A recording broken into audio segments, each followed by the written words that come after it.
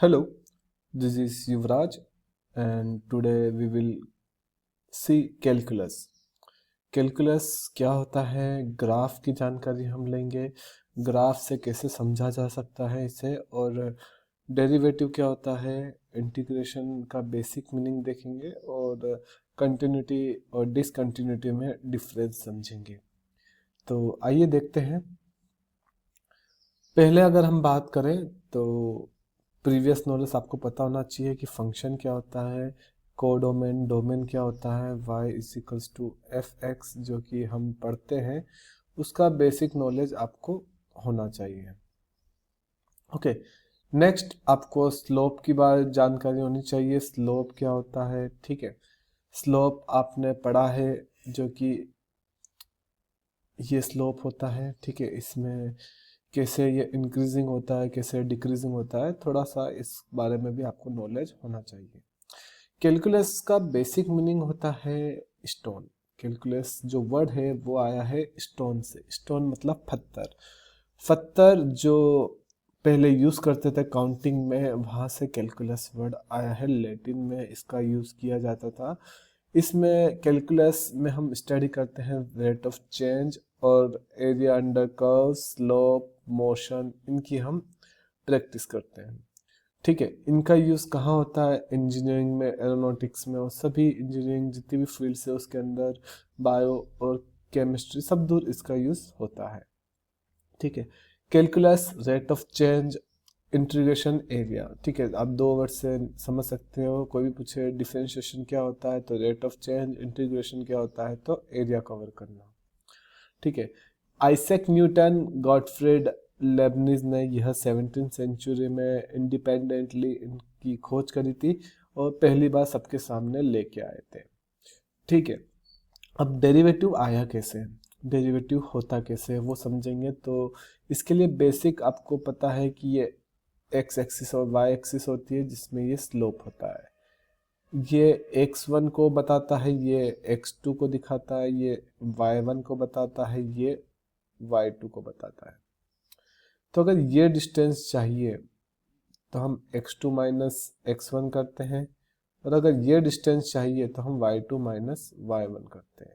और स्लोप हमें पता है क्या होता है, m, that is tan theta. और टेन थीटा क्या होता है? Perpendicular upon base. तो परपेंडिकुलर हमारा y2 माइनस y1 है और बेस हमारा x2 माइनस x1 है। तो ये फॉर्मूला बनता है। अब एक एग्जांपल लेके देखें तो दे रखा है हमें d बाई डी एक्स निकालना है एक्स क्यूब का एट एक्स इक्वल्स टू ए। ठीक है, तो हमने क्या करा, हमने इस फॉर्मूले में पुट किया। तो पहले हमारा ए क्यूब था, बाद में वो एक्स क्यूब हो गया। ठीक है, मतलब थोड़ा सा बदलाव होने के बाद ये केवल हमने माना है। तो y इज इक्वल्स टू क्या है, एफ एक्स, और एफ एक्स क्या लेके चले हैं हमें अभी, एक्स क्यूब।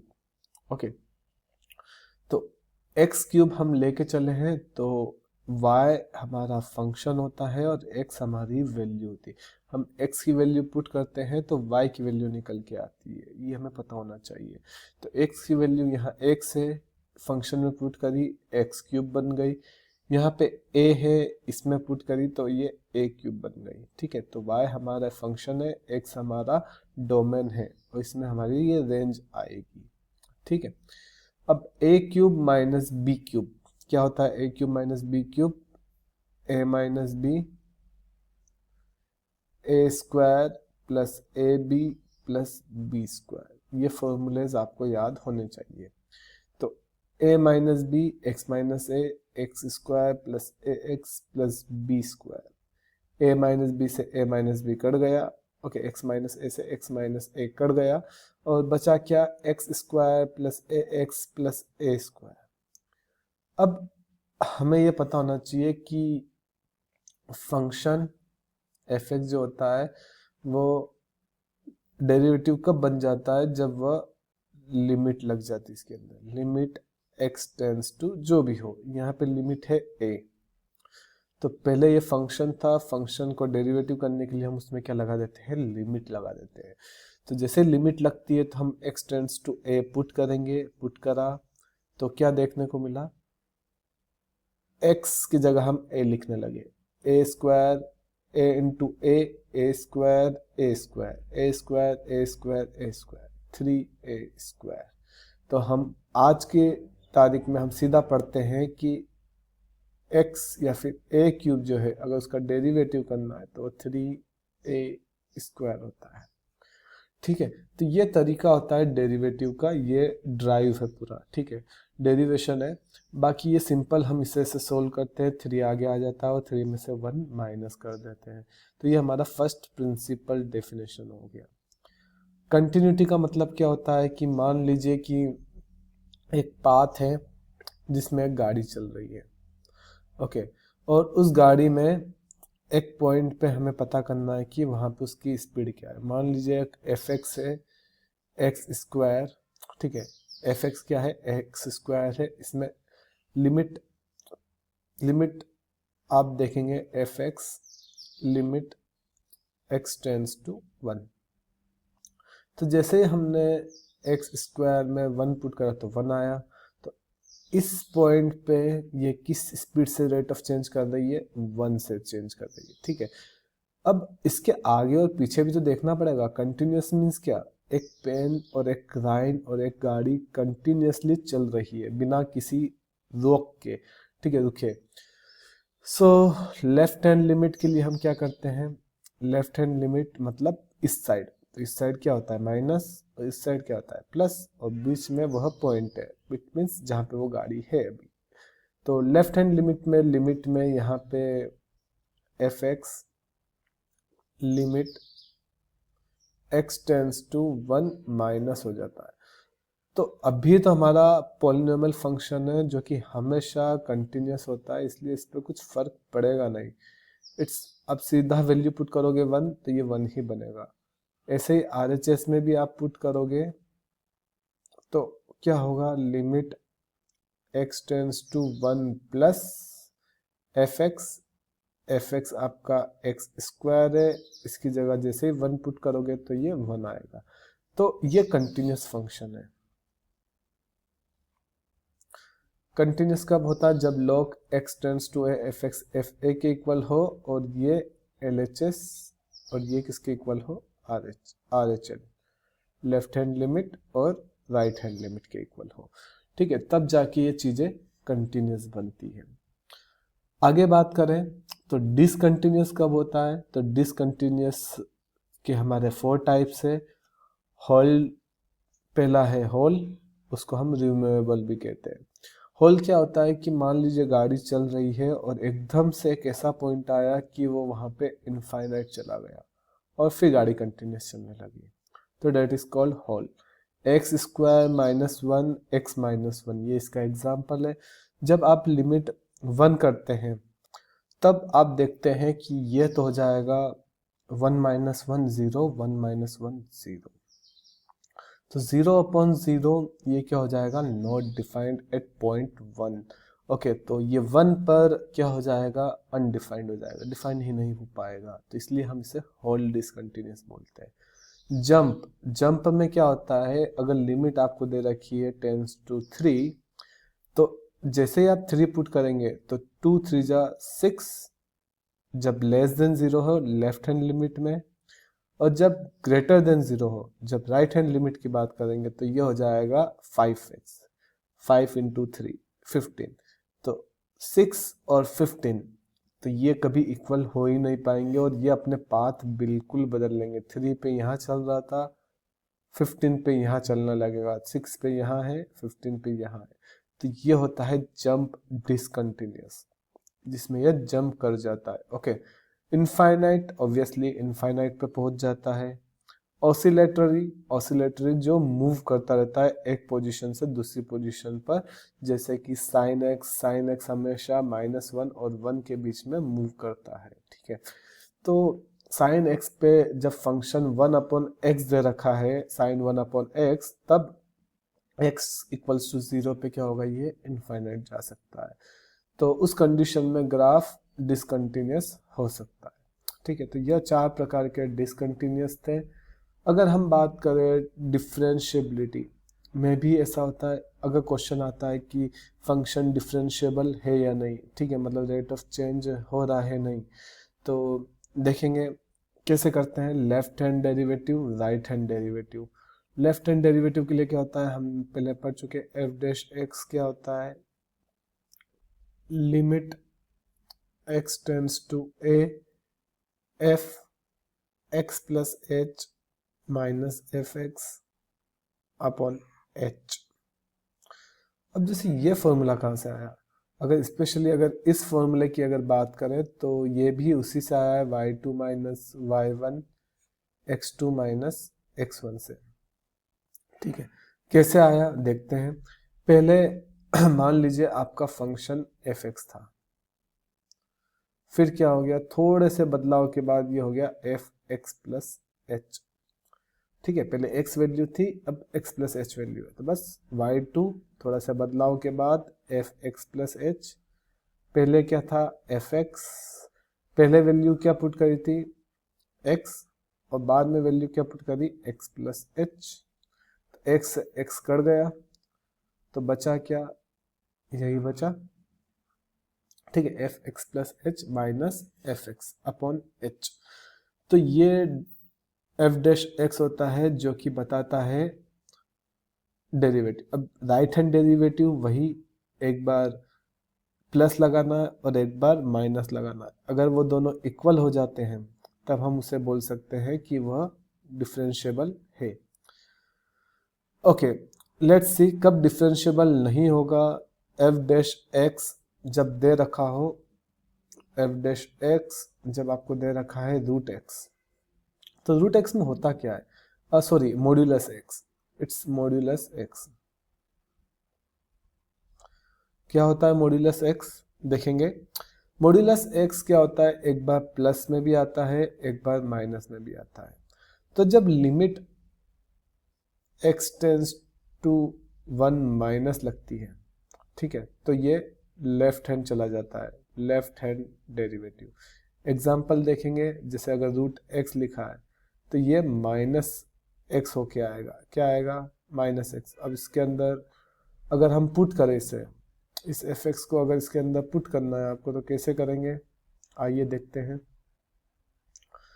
तो फॉर्मूला क्या है, फॉर्मूला हमें पता होना चाहिए अच्छे से।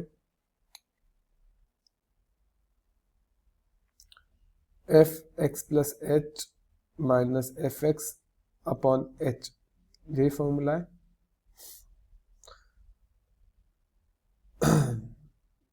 तो f(x प्लस h, मान लीजिए f(x) आपका क्या है रूट x, तो f(x प्लस h क्या होगा रूट x प्लस h, ठीक है। अब फॉर्मूले में पुट करते हैं। फॉर्मूले में जैसे ही आप पुट करोगे तो आप क्या देखोगे, ये हो गया मॉड्यूलस x प्लस h, ये हो गया मॉड्यूलस x, नीचे हो गया x plus h minus x।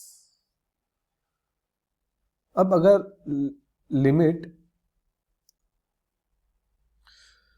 अब ये केवल बचा x plus h minus root x और अपॉन में बचा h। अब जब अगर हम बात करें कि अगर ये राइट हैंड डेरिवेटिव है, ठीक है, तो ये प्लस में आएगा, और लेफ्ट हैंड डेरिवेटिव में ये माइनस में आएगा, ठीक है।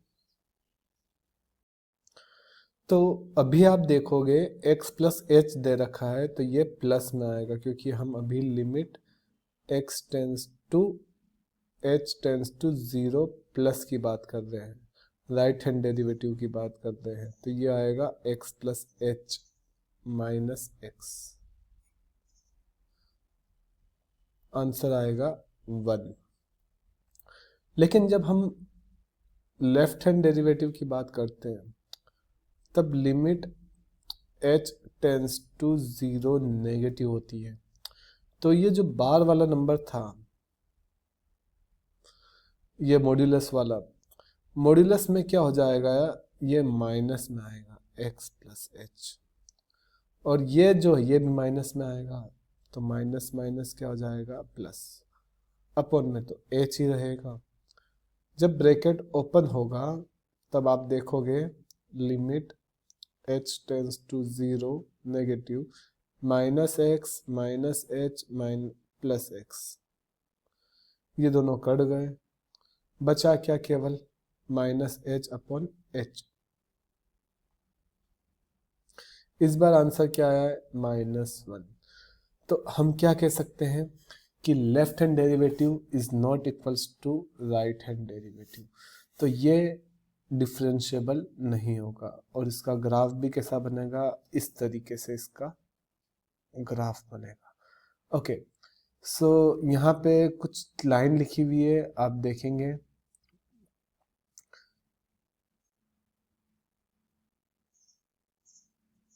every differentiable function is continuous but every continuous function is not differentiable। Her differentiable function continuous होता है लेकिन हर कंटिन्यूस फंक्शन डिफरेंशिएबल नहीं होता है। इसका एग्जांपल यही था, ये डिफरेंशिएबल नहीं है लेकिन आप अगर कंटिन्यूस प्रूव करोगे तो ये कंटिन्यूस हो जाएगा। लिमिट x टेंस टू 0 पे करोगे तो ये 0 बन जाएगा, लेफ्ट साइड में पुट करोगे तब भी 0 बन जाएगा, राइट साइड में पुट करोगे तब भी 0 बन जाएगा। ओके, 1 पे अगर कंटिन्यूस चेक करोगे तो x टेंस टू 1, ठीक है, 1 पे पुट करोगे तो 1 पुट करोगे तो 1 का 1 ही आएगा, 1 का वापस 1 ही आएगा, तो ये कंटिन्यूस हो जाएगा। अब हम समझते हैं कि इंक्रीजिंग कब होता है और डिक्रीजिंग कब होता है और ग्राफ का क्या फंडा होता है। एक एग्जांपल के साथ समझेंगे कि मान लीजिए एफ एक्स दे रखा है आपको साइन एक्स, क्या दे रखा है, साइन एक्स। इसका ग्राफ कुछ ऐसे बनता है।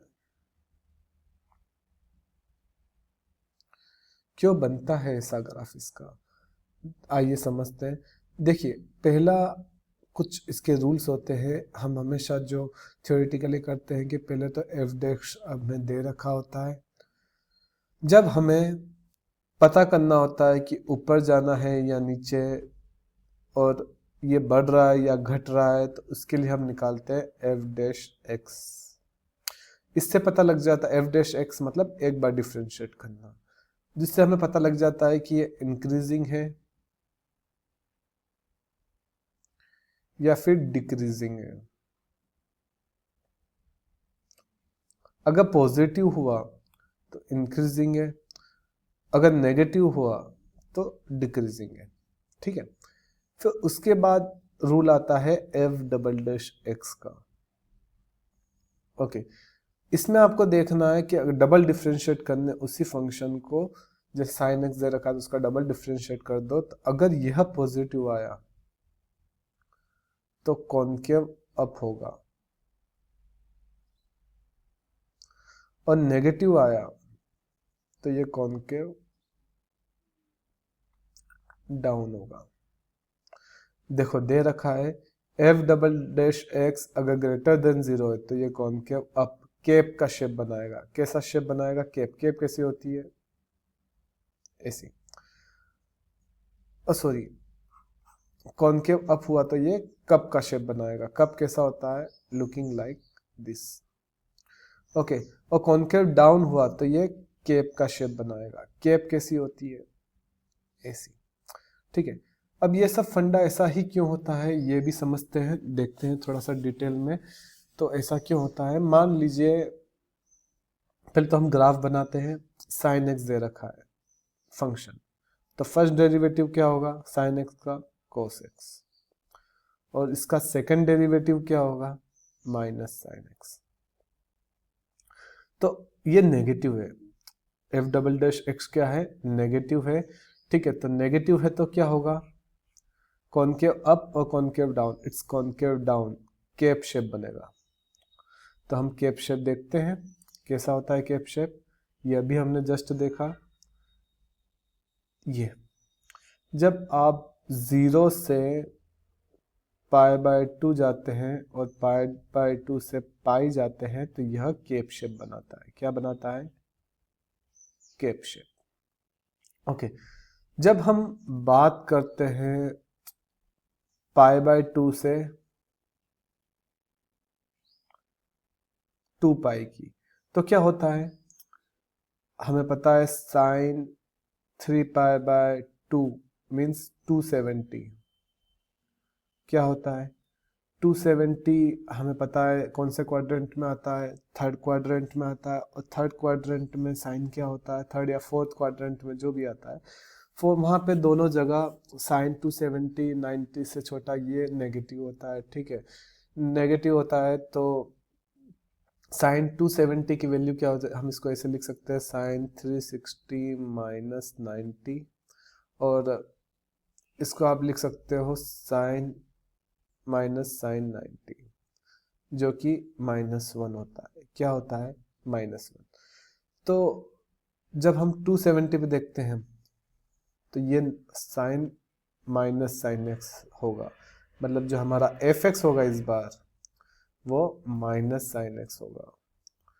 तो एफ डैश एक्स क्या होगा, माइनस कोस एक्स, और डबल डिफ्रेंशिएट करने पे क्या आएगा, माइनस माइनस प्लस हो जाएगा। तो ये माइनस माइनस प्लस होके साइन एक्स बन जाएगा। तो अब क्या हुआ, F double dash x positive हो गया, एफ डैश एक्स क्या हो गया, नेगेटिव हो गया। ठीक है, तो ये डिक्रीजिंग फंक्शन है, ये तो हमें समझ में आया। लेकिन कॉनकेव क्या होगा, अप होगा। तो आप ग्राफ में जब देखते हैं तो आपको क्या दिखाई देता है कि ये नीचे जा रहा है, फंक्शन डिक्रीज हो रहा है, लेकिन केव कैसी बन रही है, कॉनकेव अप। कर्व कैसा बन रहा है, यू, कप शेप का। ठीक है, कप शेप का ये बन रहा है जब F double dash x positive होता है। ठीक है, तो इस तरीके से हम कह सकते हैं कॉन्केविटी डिसाइड होती है, F double dash x greater than 0 concave up होता है, F double dash x concave down होता है, ये कप शेप बनाता है, ये कैप शेप बनाता है, और इससे हम डिसाइड करते हैं कि हमारे ग्राफ कैसे बनते हैं। ठीक है, अब ऐसा ही क्यों होता है, ये कर्व ऐसे ही क्यों बनते हैं, मतलब कर्व के बहुत सारे शेप होते हैं, एक ऐसे भी जाता है, फिर एक ऐसे भी जाता है, और एक ऐसे भी जाता है। तो कई तरह के बढ़ने के तरीके होते हैं। तो थोड़ा सा शॉर्ट में मैं समझाना चाहूँगा कि जैसे साइन एक्स होता है, ठीक है, साइन एक्स का जैसे मान लीजिए ये एक एक्सिस है और ये एक्सिस है, तो साइन 0 पे क्या होता है, 0, मतलब ये लाइन एज इट इज रहती है। ठीक है, जब हम थोड़ा सा अगर बढ़े तो साइन 0 पे तो 0 होता है, साइन 0 पे 0 होता है। फिर साइन 30 पे हम बात करें तो साइन 30 पे क्या होता है, 1/2 हो जाता है। ठीक है, तो ये थोड़ा सा क्या हो गया, बढ़ गया। तो 30 डिग्री पे थोड़ा सा बढ़ गया। ठीक है, मान लीजिए 30 डिग्री है। फिर उसके बाद अगर बात करें साइन 45 डिग्री पे, तो डिनोमिनेटर और छोटा हो गया, तो ये थोड़ा सा और बढ़ गया। ठीक है, इस बार डिनोमिनेटर थोड़ा सा और बढ़ गया। उसके बाद जब आपने देखा साइन 60, तो ये क्या हुआ, साइन 60 क्या होता है, √3/2 हो गया। ठीक है, साइन 60 और साइन 90 पे क्या हो गया, ये 1 हो गया। तो होता क्या है, जब आप इन ग्राफ्स को देखते हो, ठीक है, मैं केवल नॉर्मल बेस पे चल रहा हूँ, कि ग्राफ को जब आप देखते हो तो पहले ऐसा था, ये यहाँ पे आपको देखा जाता है कि ये कर्व कैसा बनेगा। ठीक है, इन दोनों लाइन को मिला के आप देखते हो कर्व कैसा बनेगा। तो इतना डिटेल्ड में जाना पड़ता है कि कर्व कैसे बनता है। ठीक है, तो बस इतना ही मैं आपको अभी बता पाऊंगा, और डिटेल में समझना है तो आप मुझसे बोल सकते हैं। दूसरा, हमने ग्राफ रिप्रेजेंटेशन देखा, हमने कॉनकेव अप कब होता है, कॉनकेव डाउन कब होता है, हमने देखा एफ डैश एक्स होता है तो पता लगता है कि इंक्रीजिंग हो रहा है, एफ डबल डैश एक्स देखते हैं तो हमें पता लगता है कॉनकेव अप होगा या कॉनकेव डाउन होगा। उसके अलावा हमने देखा कि कंटिन्यूस क्या होता है, ठीक है, कंटिन्यूस क्या, left hand derivative right hand derivative का फॉर्मूला कैसे ड्राइव होता है, ठीक है। उसके अलावा आपने देखा कि फंक्शन डिसकंटिन्यूस कब होता है, कंटिन्यूस कब होता है, कैलकुलस का मतलब क्या होता है, ठीक है। और आपको कुछ जानना है तो आप कमेंट सेक्शन में लिख सकते हैं। धन्यवाद।